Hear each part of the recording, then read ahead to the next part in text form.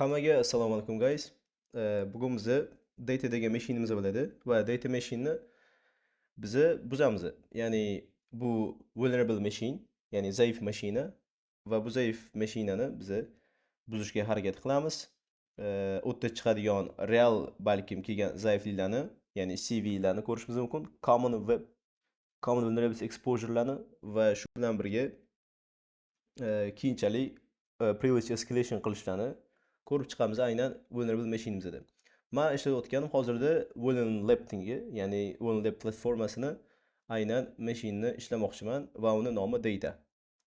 Keldi IP adresim bor allaqachon. Men bitta directory create qilib, ya'ni o'zim uchun space create qilib, o'sha space'imda mashinaga attackni boshlayman. Xo'p, masalan, VulnLabga o'tdim. VulnLab, okay, make dir qildim va shu yerdan data machine'da. Hozir tushuntirib ketaman oddiy. Birinchi galda cd bilan VulnLabga o'tdim, ya'ni change directory qilgan holatimda va make dir bilan, ya'ni mkdir data degan directory create qilib ber deb aytdim men unga. Va cd dataga yana qaytib o'tdim. Ajoyib, menda data bor hozir. Endi keldi bu narsani scan qilishga harakat qilamiz. Masalan, men hozirda tezroq scan qilmoqchiman. Rust yozilgan skript bilan scan, ya'ni network mappingni amalga oshirmoqchiman. Rust scan deganim bor. -a bilan scanni amalga oshiraman. 10 100 246 IP adresim ekan. Okay. Bizga aniqlangan portlar 22 va 3000-portlar. Keyingi nima bilan ham qilishimiz mumkin? Nmap scanning bilan sudo nmap sp bilan versiyasini ko'rsat, sc bilan default skriptlarni bajargan, -t bilan timeoutni oshirgan va bizga IP adresimizni scan qilib ber deb aytdim. Okay. Bu bajarilsin. Biz esa brauzerimizga qaytamiz. Bu yerda men burp ishga tushirib qo'y. Okay, burpim ishga tushadi. Yani chunki ko'pincha burpni o'zida harakat qilamiz ishlashga. Okay, keldi mana burpim. Burpim shu yerda. Proxyga o'taman, ya'ni brauzerni ochib olaman. Keldi bitta analyze qilaylik, aynan nimalar borligimizda. Scan qilgan paytimizda IP adresini bizga 3 ga yaqin portlarni aniqlab berdi, ya'ni 22 SSH. Kelgan portimizda keyin domainniki faqatgina filtr beryapti. Firewall yopib qo'yayotgan bo'lishi mumkin. 3000-port esa, ya'ni Grafana HTTP. Ya'ni Grafana bu servis bo'ladi. Ko'rishingiz mumkin. Request yuborilgan paytda was login sifatida, ya'ni redirection bergan. Ajoyib. Kirib ko'raylik, ya'ni u yerda nimalar bor ekan. IP adresimni oldim bu yerdan web brauzerga boraman. 3000-portda. Ajoyib, bordim va ko'rishingiz mumkin Grafana login page'ga o'tib bordim.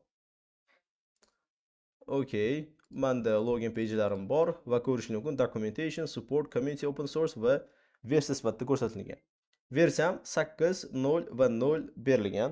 Okay, kelaylik endi shu versiyamizga zaiflik qidirib ko'ramiz. Ya'ni men bu narsani oldindan bilganligim uchun enumeration qilgan holatimda birinchi oldin qilgan paytimda va topgan paytim zaiflik bor ekan, aynan 8.0 versiyasi uchun, ya'ni Grafanada.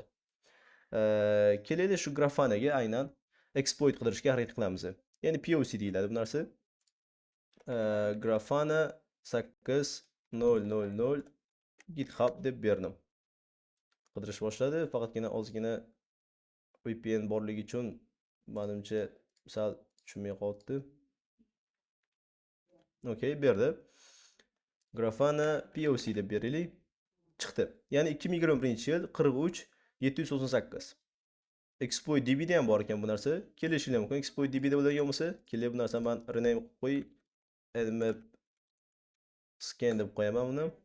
Bu yerda esa exploit searching exploit deb beraman. Search exploit bilan beraman. Search exploit bilan aynan nima bizaniki Grafana 8.0. Grafana deb qidirdim. Grafana ko'rishingiz mumkin. Grafanani biza qidirgan, ya'ni 8.3.0 versiyalargacha directory traversal and arbitrary file read degan arxitekturamiz bor ekan, Python skripti yozilgan. Xo'p, directory traversal attack nima deyiladi? Masalan, shunday zaiflik qoldirib ketilgan. Biza oddiy qilib tushuntiraman, dehqonchasiga. Sizlar orqaga qaytishinglar, ya'ni 2 marta orqaga qaytishinglar yoki 3-4 marta orqaga qaytishinglar, bu sizlarni directory traversal olib kelib beradi. Ya'ni sizlar o'sha serve qilingan, ya'ni host qilingan web page da turibsizlar birinchi galda turgan paytingizda sizlar orqaga qaytib turib xohlagan ishlarni qilishingiz mumkin. Ya'ni o'qishinglar mumkin ko'pincha. Masalan, qaranglar. Bizda etc PSWZ turadi, ya'ni root ichidagi etc va PSWZ da. Masalan, ket etc PSWZ qildim. Men shu yerda o'zini o'qidim, to'g'rimi? Lekin agarda men shu yerdan etc PSWZ bo'ladigan bo'lsa va meni aynan veb-saytim host qilingan bo'lsa, ya'ni men attack qilmoqchi bo'lgan veb-saytim host qilingan bo'lsa, var whtml yana bir bola joyda turgan bo'lsa, ko'rishingiz mumkin, u aynan bitta, ikkita, uchta directory orqada aynan root directorysidan tashqarida. Okay, biz nima qilamiz? Agar shu yerda bo'ladigan bo'lsa, var whtml da bo'ladigan bo'lsa, 3 marta orqaga qaytgan holatimizda keyin TCP/SSL o'qib olishimiz kerak bo'ladi. Ya'ni bu narsa qanaqasiga amalga oshadi. Agarda men kelib sразу TCP/SSL o'qimoqchi bo'lgan bo'lsam, yo'q. Ko'rishingiz mumkin, bunaqa narsani topa olmayman deyapti, chunki TCP/SSL aynan bizda rootda joylashgan. Biz rootga qaytib olishimiz kerak bo'ladi. Keyinchalik bu narsani o'qishimiz kerak bo'lar ekan. Ket qildim. Men bir marta orqaga qaytdim, ya'ni HTML dan hozirda chiqdim. Yana bir marta orqaga qaytdim. Endilikda www degan directorydan chiqdim va yana bir marta orqaga qaytdim. Ko'rishingiz mumkin, var dan chiqdim. Endilikda men hozir rootdaman. Ya'ni root directorysidaman. Ya'ni slash degan root directorysidan ichidaman men hozir va men endi shu yoqdan, ya'ni etc aynan root hierarxiyasida joylashganligi sabab bemalol etc ga o'tgan holatimda PSW ni o'qishim mumkin. Hozir ham biz xuddi shu amaliyotni bajaramiz. Ya'ni bu yerda directory traversal degan hujumiga zaiflik bor ekan va biz bu zaiflikka harakat qilamiz aynan topishga. Bu Grafana exploitni topdik biz. Kelib buni ochib qo'yaylik. Grafana bu exploitni ochib qo'yaylik. Balkim o'zini exploit ham bor edi. O'zini ham foydalansak bo'lar ekan. Secure exploit.py. Yo-mayo. Keldi shu exploit.py ni olaylik. Okay. Birinchi o'zimni home directory'imdagi winlib, ya'ni paging qaytib olmoqchiman dataga. Okay, endi shu yoqdan nano exploit.py dedim, exploitni qo'ydim. Birinchi keldi exploit qanaqa ishlayapti ko'raylik. Xo'p, library'lar import qilganligi, keyin bu yerdan user agentlarimizni asosan bu yerda qaranglar, nima bo'pti? For pellet in pellets degan joyda, ya'ni URL berilgan, domain sifatida qaysini olgan? Domain strip olgan. Okay, public plugins. Demak, public plugins zaiflik bor ekan bizda. Pellet strip sifatida keyinchalik nuqta slashlarni ishlatgan. Hozirda men buni ko'rishingiz mumkin, foiz2f da bu slashni enkodlagan varianti. Va bu yoqda TCP/SSL ni olib kelib beryapti. Okay, lekin public plugins will pellet. Okay, do you want to extract the password from the data source? Secret keylari bor ekan. Yana bitta exploit qarab ko'raylik. Pre-authentication. Balkim o'zini qarab ko'ramiz. O'zini exploit dbni search exploit Grafana o'zinikini keldi, shuni download qilaylik. Search exploit -m shuni o'zini. Ya'ni search exploit degan bizani anonimiz bor, toolimiz bor. Bu tool nima qiladi? Exploit dbdagi barcha exploitlarni o'z yoniga yig'gan va bu Kali'ni produkti. Men search exploitdan foydalanyapman va -m bilan men download qilaman. Ya'ni -m download degan funksiyasi, ya'ni option bo'lar ekan, aynan 581 exploitni. Xolisizlar, agarda download qilmasdan kodini ko'rmoqchi bo'lgan bo'lsanglar, -x parametri bor va bergan paytingizda sizlar kodini review qilib chiqishingiz mumkin. Va ya'ni Q ni bosishinglar bilan mapti bor.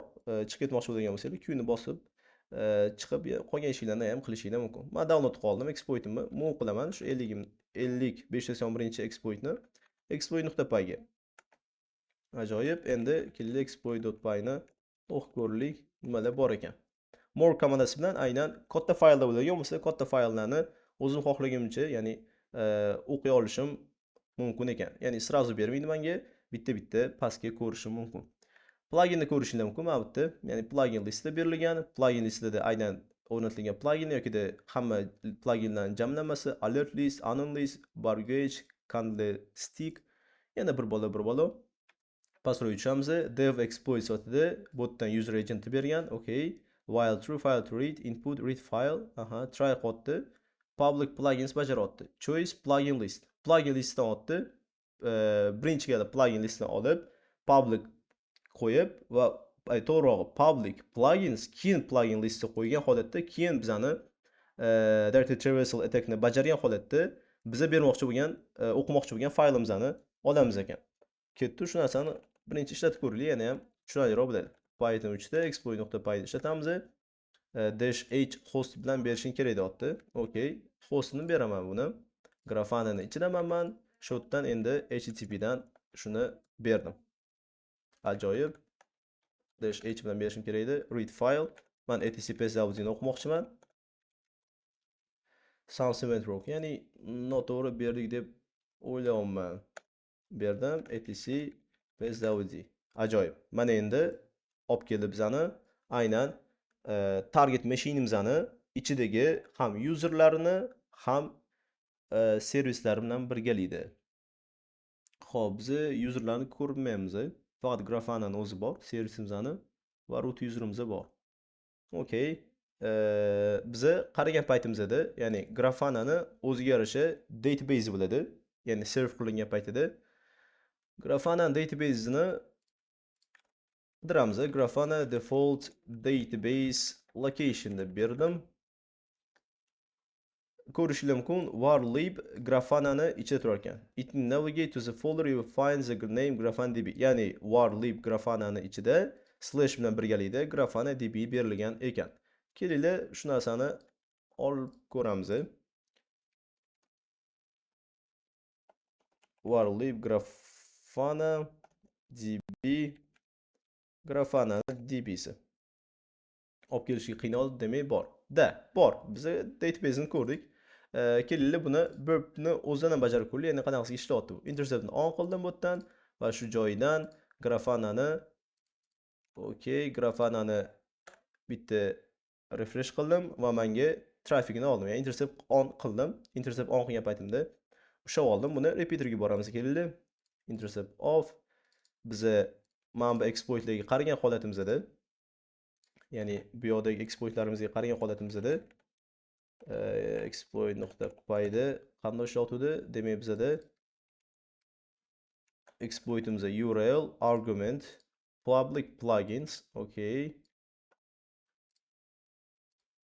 Shutdan public plugins berdim. Ya'ni pezini zaif bo'lgan. Bizdan sразу alert list olamiz. Buni qayerdan oldim desanglar, ya'ni men bundan plugin listidan oldim. Alert list va undan keyin ya'ni public plugins bo'ldi, alert listdan bo'ldi. Ya'ni plugin listidan bittasini olib keldim va undan keyin directory traversalni ishlatgan deyapti. Okey.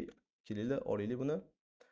Slashni qo'ydim va iloji boricha qancha ko'p, har doimdan qancha ko'p qo'ysanglar shunchalik yaxshi. No, hazil tariqasida ko'proq qo'yishingiz kerak. etc/pswd ni olib kelyapmiz. Okey, sen qildim. Va ko'rishingiz mumkin, bu yoqda ham o'tyapti. Demak, bizda bu yerda ham ishlayapti. Agarda bu yoqqa qaytadigan bo'lsak, ya'ni var lib Grafana'ni ichidagi Grafana.db ni ham olib kelib berish kerak bizga. Ajoyib, bizga olib keldi. Kelinglar endi bu narsani download qilishga harakat qilamiz. Menda curl degan komandam bor. Curl komandasi bilan bajaramiz. Curl ya'ni curl deyiladi. Request yuborish uchun basic har doim get requestni yuboradi. Hali requestlar bor, ya'ni request type'larini ko'ramiz. Get, post, keyin dashi. Hozirda men faqatgina basic request yubormoqchiman, ya'ni get requestni yubormoqchiman. Curl bajaryapman va mana hostimni birinchi galda beraman bu yoqdan. http bu yoqdan berdim 3000-portni va bu yoqdan mana public plugin addressni Grafana.db ni olib kelib deb berdim. Okey. Buni ham olib kelib berdim. Xo'p, varlib Grafana.db bor. Kelinglar birinchi o'qib ko'raylik buni. etc/pswd ni. Faqatgina bitta narsaga urg'u berishingiz kerak. Aynan nimaga? Chunki qaranglar, /// va // ni curlda bajargan paytlarda curl basic yuborgan paytda aynan // larni remove qiladi, ya'ni o'chiraveradi. Bizga shuning uchun option kerak bo'ladi. Pass as is degan optionni. Enterni bosdim va ko'rishingiz mumkin, menga olib kelib beryapti.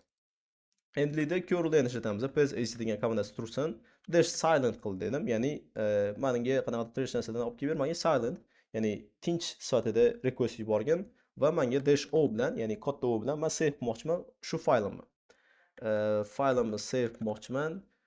Qayerda edi bizani Grafanani varlibdagi Grafana DBni.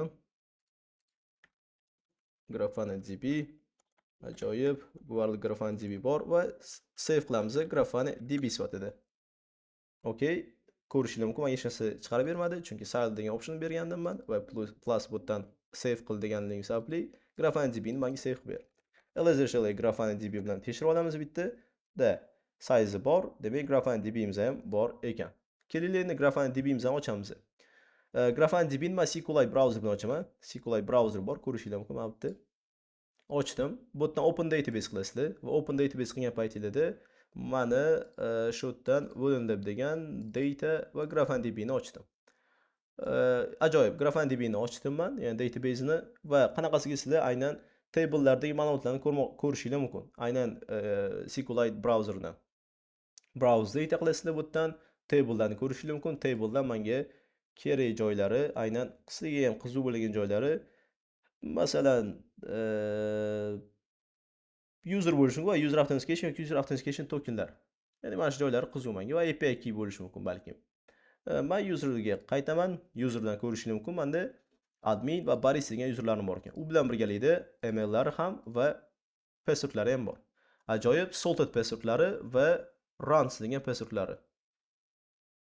Ya'ni qo'shilgani menimcha company is admin, email verified, created. Okay. Menimcha buzishimiz kerak bu narsani, ya'ni hashini. Ajoyib, menda baris degani bor. Keldi barisni olamiz. Nano user sifatida txt ga saqlab qo'yamiz. Ya'ni baris degan userimiz bor va uni salted passwordni ham bor. Ya'ni buniki va salted passwordni ham bu yerga qo'shib qo'yaman. Ajoyib. Menga faqat shular kerak. Adminnikini olib qo'yaylik, balkim keyinchalik bizga kerak bo'lar. Adminnikini oldim. Bu yerdan passwordni ham paste qildim va bu yerdan saltni ham oldim va qo'ydim. Ajoyib. Ctrl X bilan save qildim. Nima uchun men qildim? User txt ga saqlab qo'yganim. Aynan ertaga u bu joylarga borib o'tirish o'rniga terminalni o'zidan sразу copy paste qilib amaliyotni bajarish. Grafana DB. Ajoyib. Grafana DB ni aynan database ichidan baris degan userimizni ko'rdik va userimizni ham oldik. Endilikda buni hashni crack qilishimiz kerak, ya'ni hashni buzishimiz kerak. Bizda toolimiz bor, aynan Grafana to hashget degan toolimiz. Kelib shu qidiramiz. Chunki hozirda agarda men bu hashini oladigan bo'lsam va buni save qilgan holatimda hashgetga qo'yadigan bo'lsam, birinchi gal rule yo'q bu bo'yicha va bu hashget bu tushunmasam kerak hozir. Hash identifier dan hash bergan bo'lsa, da hashni ham topaman. Ya'ni hashni ham topolmadi ekan, demak biz aytgandagi hashget to'g'ri Grafana to hashgetni ishlatishimiz kerak ekan. Men Grafana to hashget deganni qaradim. Grafana to hashget birinchilardan chiqdi. Oldim buni. Okey, hashget variantiga o'tkazar ekan, sразу kodini olish shart emas, shu yerdan olaman. Grafana to hashgetni kodini copy qildim. Bu yerga search exploit kerak emas uje bizga. Hammasi ajoyib. Users txt da ma'lumotlarimiz ham bor. Bu yerdan hash crack deb qo'yamiz. Nano Grafana to hashget deb nomlab qo'ydim Python faylimni. Ajoyib olib kelganman. Python 3 Grafana to hashget. Aytayotdiki bizga nima deyapti? Dash h optionni yana ham ko'rilichi. Convert Grafana hashlarini hashgetga pkdf hmake sha256 formatiga. Okey. Birinchi hashes degan formatimizdan berildi. Nano hashes deb berdim. Bu yerdan biz olib kelgan hashimizni baristiki. Okey. Salted bo'lgan passwordni oldim, save qildim. Menimcha hech qanaqa spacelar qolib ketmadi. Bo'ldi. Grafana ham bir marta ishlatamiz, qanaqa ishlatish kerakligini. Python 3. Keyin Grafana to hashgetni bizani hash degan formatimizdan beramiz.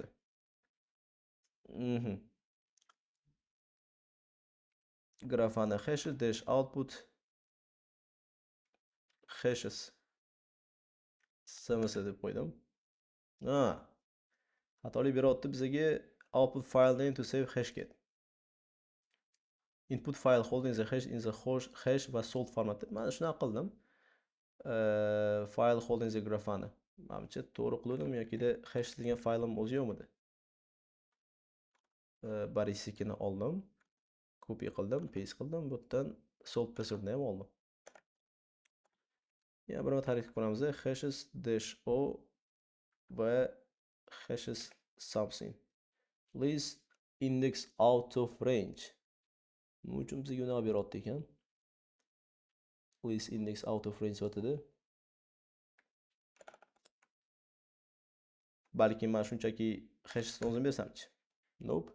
Yana bizga chiqarib bermayapti raw hashlarni даже. Kodni balkim to'g'ri olishim kerakdir. Grafanani oxirigacha copy paste qilmagandir. Ko'ramiz qaytib. Git clone bilan men clone qilaman. Grafana to hashgetni chekirdim. Boshida grafana to hashget buni ichidagi hashesini olgan va outputda output shart emas. Shuni o'zim ber. Ne, yo'q, yana shuni beradi. List index out of range. Nima uchun grafani hashimizdan o'zi bermayapti? Hashget hashes append grafana salt. Aynan hash bilan salted passwordni bo'lyapti.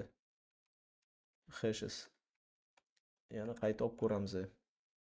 Passwordni bor. Passwordni oldim. И salt passwordni ham olmoqchiman. Bo'ldi. Endi bajarib ko'ramiz. Yo'q. Baribir bizga shunaqa trash beryapti ekan. Ajoyib. Nima uchun? Converting hashes degan joyimizda bo'lyapti ayniqsa. Hashlar hash va txt sifatida berdim. Yani bir marta h dan optionni ko'raylik. Convert grafana hash to hashget. Ahoy. Hashes bo'ldi. Input file holding with the grafana hash and salt format. Aha. Uchun bizda aynan shu joyda xatolik bo'lyapti ekan. No. Hashes. Bu hashdan qo'yib ko'raylik admin ekan.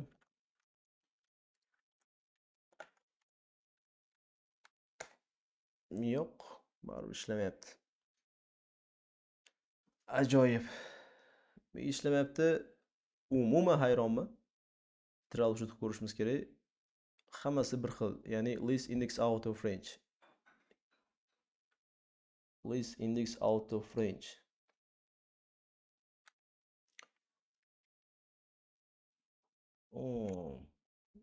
Nima uchun?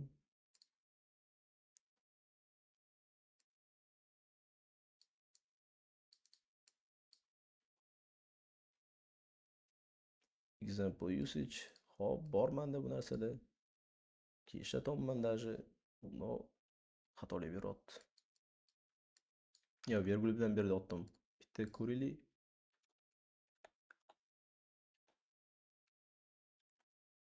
Hash and salt deb beryapti. Qarang, nano hash ichidan bitta tozalab yuboraylik buni. Tozalagan paytimizda virgul bilan berib ko'ramiz. Aytgandek va solid password bo'ldi. Mana endi qilib ko'ramiz. Python grafani 3 hashesini. Voy, mana. Da. Xatoligimiz aytgandek rostdan list index out of range, ya'ni chiqib ketyapti ekan, u yog'iga virgul bilan berishimiz kerak edi ekan. Ajoyib, hashimiz keldi. Bu hashni saqlaylik. Srazu dash o optioni bor ekan. Dash o bilan must crack it degan berdim. Bo'ldi menimcha. Must crack it bor. Hash ketdi beraman. Dash m bilan 10900 rule bilan rule based. Endilikda must crack it deganni berdim. Ya'ni men buzmoqchi bo'lgan hashimni va dash warlist berishim shart emas. Shu yerda user share warlistdagi proc.txt ni beraman. Ajoyib. Menda endi buzilganligi sababli aytayapti menda, ya'ni all hash found, ya'ni уже topilgan. Keyin shu narsani dash show bilan qarang deyapti, okey? Dash show qildim. Ko'rishingiz mumkin va oxirida mana password, ya'ni beautiful bir berilgan ekan. Okey. Ajoyib. Hash crackdan o'tdim bu yerdan foothold deb nomlab qo'ydim. SSH esingizda bo'lsa bizda kim bor edi? Boris degan userimiz bormidi? Boris degan userimiz da Boris va SSH orqali Borisga kirmoqchiman. Boris uni IP adresi adresidan berdim. Okay, yes, beautiful bir. Okay, ajoyib. Men Borisga kirdim. ls qilgan bo'lsam, meni user texting bor. Kelib turib user texting o'qishim mumkin, lekin vuln deb aytish bo'yicha aynan not dynamic bo'lgani uchun, ya'ni ba'zi birlarda bir xil bo'lib qolishi ham mumkin ekan. Shuning uchun user texting o'qimayman. No, biz user texting oldik. Ajoyib. Endi bizning keyingi ishimiz bo'ladi, aynan privilege escalation qilishimiz. Birinchi galda sudo dshell qilamiz. Qarasak, bizga root sifatida aynan password so'ramasdan holatda snap-bin dockerdagi exec qilishimiz, ya'ni shu komanda bizga berilgan ekan, root huquqida bajarishimizga. Ajoyib, keldi bajarib ko'ramiz. Birinchi snap-bin docker bilan execute bilan -h bilan, ya'ni help page bitta ko'rilgan nimalar bor ekan bizda. Aha. Ajoyib. Endi docker execni ko'rdim men. Docker execdan docker snap bin docker execute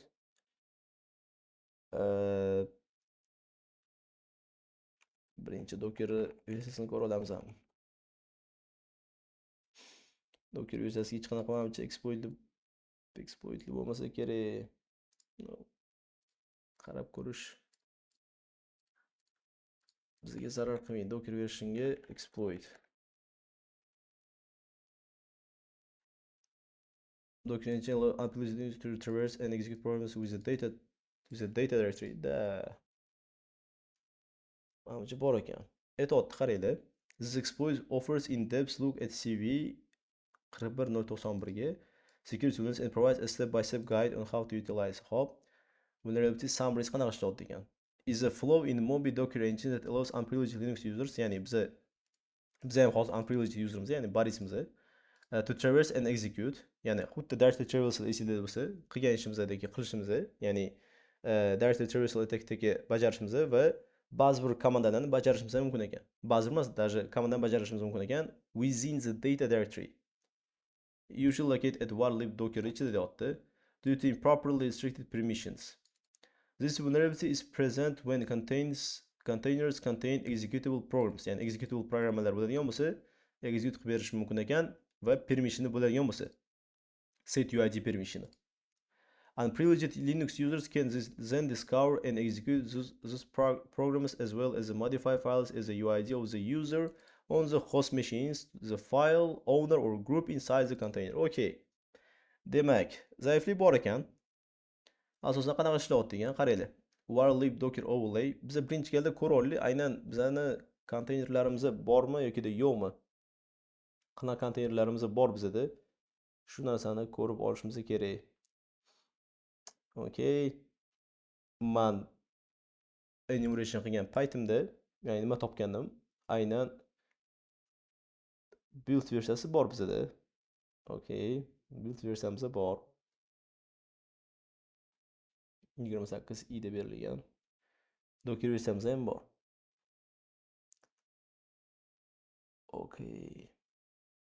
Endi nima qilishimiz mumkin?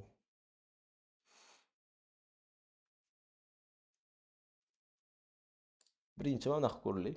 Birinchi qilgan ishimiz biz haligida ko'rgan bo'lsak, Grafanani ko'rdik. Esingizda bo'lsa,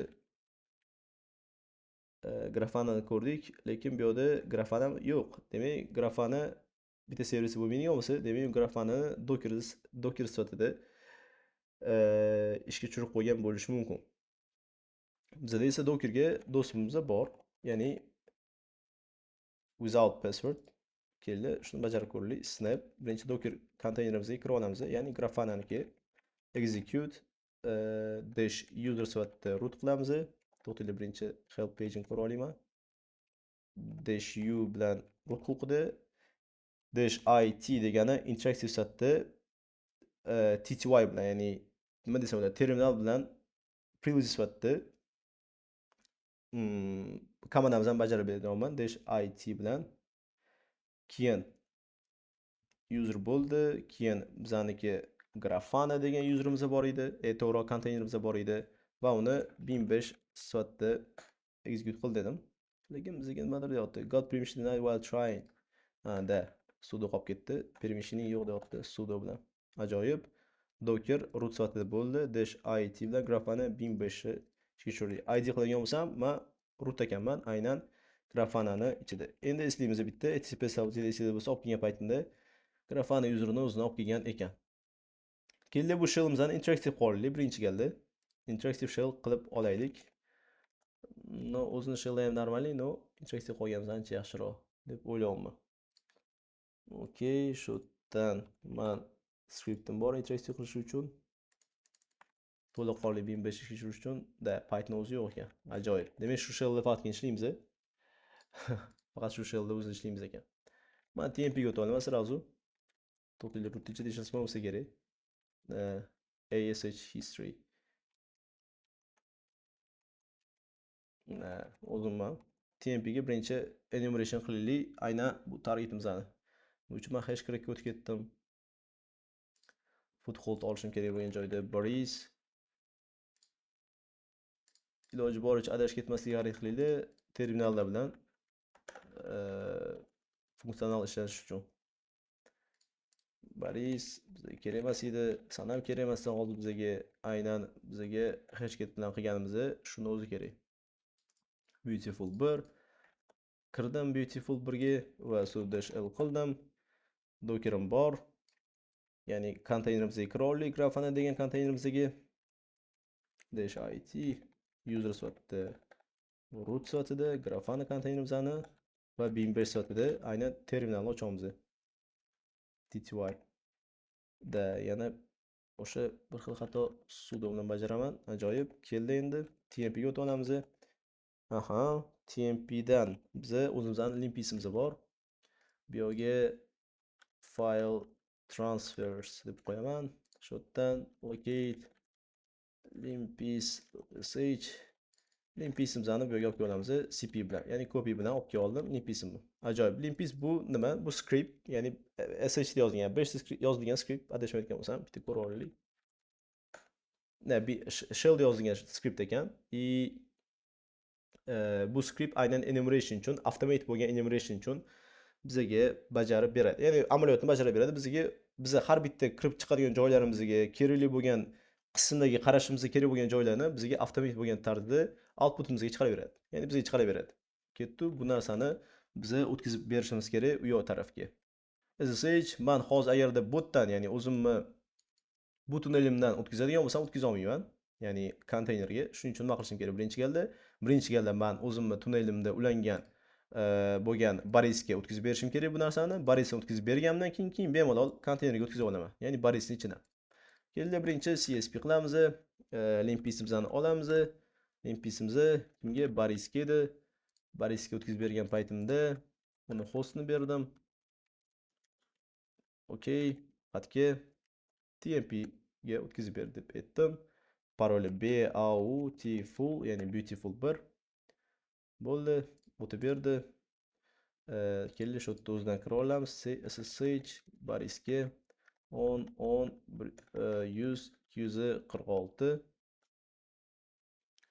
Okey, beautiful 1. Ajoyib, TMP ga qaytdim. Limpsimni bitta ko'rib oldim. Limpsim shu yerda.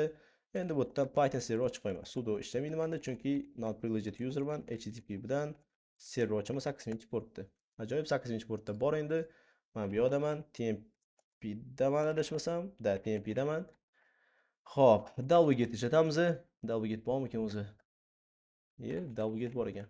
Dwget HTTP meni konteynerimni IP adresini ko'rishingiz mumkin. 172.17.01. Okey, shu yerdan 8-portda edi bizaniki. limpis.sh ni download qil. Ajoyib. Limpis saved. Endi 5 shart emas, change mode bilan execute permission berish. 5 bilan limpis ishlataman. Ajoyib. Endi ishlashni boshladi. File transfer izi shu yoqda. Chiqarib beraversin, 0 ekan, o'sha ancha narsa chiqardi. Keldi, bir tepadan boshlaymiz.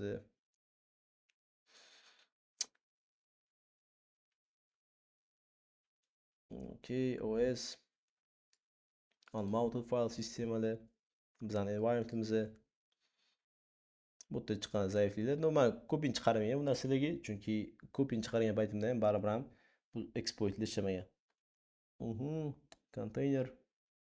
Container breakout enumeration. Bu yerda hammasi operational primitive bo'lgan qismlarimiz. Tushiraylik bundan yana ham pastroqga. Shu joylarga qaraymiz.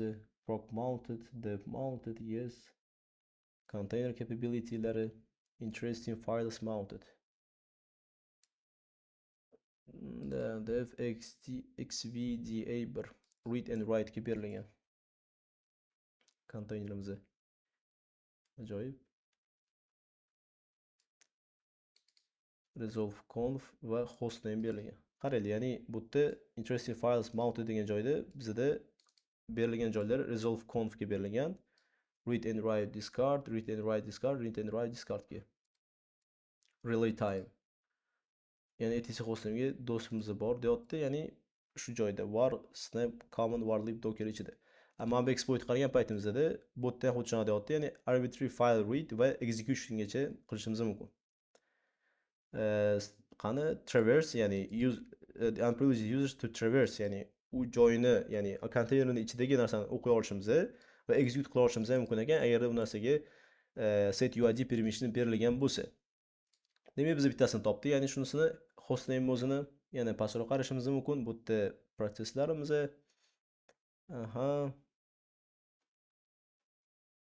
unrecognized command bu yerda yana trashlar ketgan.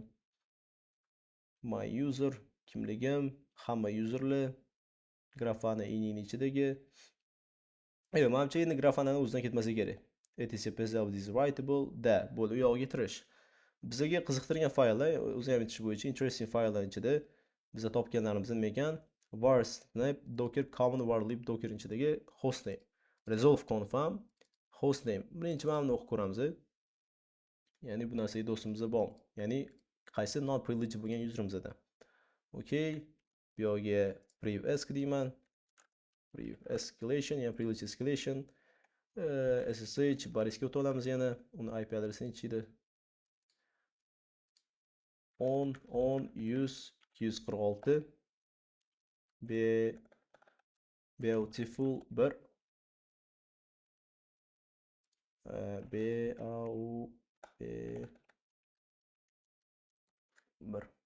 Bo'l kirdim. Mana shu permissionim bor edi. Ket bilan o'qib ko'ramiz. Qaranglar, resolve count o'qib beryapti.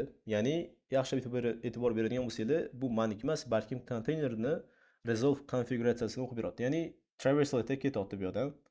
Okay. Keyingisi hostname'imiz bor bizda. Hostname'ni o'qib ko'rishga harakat qilamiz. Hostname'ni o'qib ber. Endi bu qanaqa ishlayapti? Keling, bitta narsa qilib ko'ramiz. Foothold degan joyda etc ga qaytdim, nano hostname qildim va nano hostname nano yo'q ekan bu yerda. Echo bilan bajarib ko'ramiz unda. Echo bu outputga faqatgina eshitlardan chiqarmaydi. Echo faqatgina outputga chiqarib beradi. Biz esa hozir mana bu echo hello degan narsani, oddiy hello world degan narsani men bajaradigan bo'lsam, menga faqatgina outputga chiqarib beradi. Men nima qilaman? Echo hello world degan narsani olaman va hostname'ga yo'naltiraman. Ya'ni terminalda chiqqan narsani hostname'ga yozgin deb berdim. Yozildi. Endi tekshirib ko'ramiz. Ko'rishingiz mumkin, hello world ga o'zgardi. Demak, etc hostname ham bizda vulnerable ekan. Birinchi galda ko'ra olamiz. Foothold degan joyimizdan ls/la hostname o'zini permissionlarini read and write berilgan. Endilikda zaifligimiz bor edi, aytganimdek, 21-yildagi deb aytuvdi bizga, to'g'rimi? Da, aynan traverse bilan execute qilishimiz va unga set uid bilan permissionimizni berishimiz kerak. Birinchi galda hamma permission beraman bunga. Ya'ni men do'stim bor, hozir hostname'ga nima yozishga. Hostname'ga polni permission berdim, tekshirdim hostname'ga. 777 degani read, write, execute degan. Ya'ni userga 7 berdim, read and write and execute berdim, groupga 7 berdim, read and write and execute berdim va other guruhdagi insonga read and write and execute degan permission berdim. Hozir menga hamma permission berilgan. Endilikda set uid permissionni biz biriktirishimiz kerak. Qanaqasiga qilamiz? Change mode bilan yana userga, ya'ni ownerga plus s permission, ya'ni set uid permission beramiz. hostname'ga. Okey, LSHLA bilan hostname'ni men tekshirdim. Ko'rishingiz mumkin s permission ya'ni qo'shildi. Ya'ni set UID permission menda qo'shildi ekan. Demak, men hozir nima qilishim mumkin? Hozir hostname'ga men o'zimni bin5imni ko'chirgan holatimda va u hostname'ni ishlatgan holatimda, ya'ni hostname'ga o'zimni bin5imni ko'chirdim va uni execute qildim. Ya'ni execute qilgan dash permissionimiz bor hozir. Execute qilgan paytimda menga root qaytib kelishi kerak. Ya'ni suid permission bo'lishi kerak. Ya'ni id qilgan paytimda mani uidm, okay, group idm va groupslarim ichida uid permission ham bo'ladi, ya'ni rootligi. Chunki men aynan set uidni abuse qilgan holatimda root huquqini olman ekan. Chunki bizda makan konteynerga dostupimiz bor va arbitrary file read'ni ham amalga oshiramiz. Ya'ni traverse attack'ni. Okay, id deganimiz bor, foothold'ning ichidaman men bu yerdan etc hostname'ni qaradim. Hostname'ni qaragan bo'lsam, keldi endi shu yerdan cat qildim, ya'ni bin5imni oldimda. Bitta qaranglar, bin5imni executable bo'lgan narsa o'zi. bin5imni ol dedim, cat bin5 qil. Ya'ni bin5imni birinchi o'qib olgan va uni yo'naltirgan. Yana qaytga bizani o'zimizni joyimizga. Joyimiz esa adashmayotgan bo'lsam teparoqda edi. Teparoqqa qaytib oling. Interesting files degan joyda hostname'ga yo'naltiryapman. Okay, hostname'ga yo'naltirdim. Var lib hostname. Ajoyib. Endi bitta tekshiraman bu narsani foothold degan joyimda. Okay, foothold degan joyda ls/la hostname'ni o'zi faqatgina s permission yana berib qo'yishimiz kerak. Change mode u plus s permissionni hostname'ga berdim va privilege escalation degan joyda men var snap bin locker hostname'ni oldim va -p degan komanda bilan ishlatyapman. -p aynan execute qilib berish uchun bizga option yordamga keladi. Bajardim va id qiladigan bo'lsam, ko'rishingiz mumkin, men Borisman, gruppaman Boris, lekin uid ya'ni set uid dan abuse qilgan holatimda men root huquqini oldim. Va bemalol hozir men rootga borishim, ko'rishingiz mumkin rootga hostname'ni ko'raman bitta, ya'ni men o'zim IP'im bu yerdan ketganligi va cat qilgan holatimda bemalol proof textini ham o'qiy olaman ekan. Ya'ni buni. Ajoyib. Box shundan iborat, ya'ni bu oson boxda, oson box.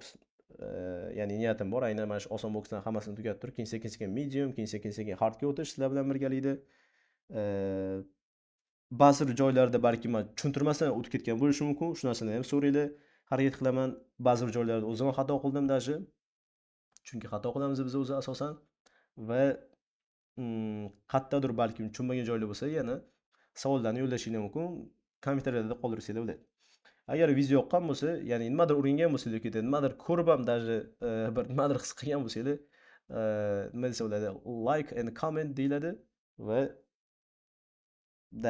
ya'ni like bilan kommentda ham yozishingiz mumkin. Xohlasanglar podpiska tashlaylar, xohlamasanglar umuman farqi yo'q. No, o'zingizlarning kayfiyatingizga qaraysizlar. Shu bilan bizning videomiz tugadi. Xudo xolisa, keyingi videolarda balkim boshqa bir mashinalarni ishlagan holda sizlarga overview berishga harakat qilaman. Mashina zo'r, menga yoqqan va boshqa mashinalar ham bor, ancha yoqqanlari, o'shalarni ham birma-bir ishlab berishga va sizlar ham ko'rib bir nimadir olishingizni umid qilaman men. Shu bilan sizlar bilan xayrlashaman. Hammanglarga xayr deb qolaman va keyingi videolarda ko'rishguncha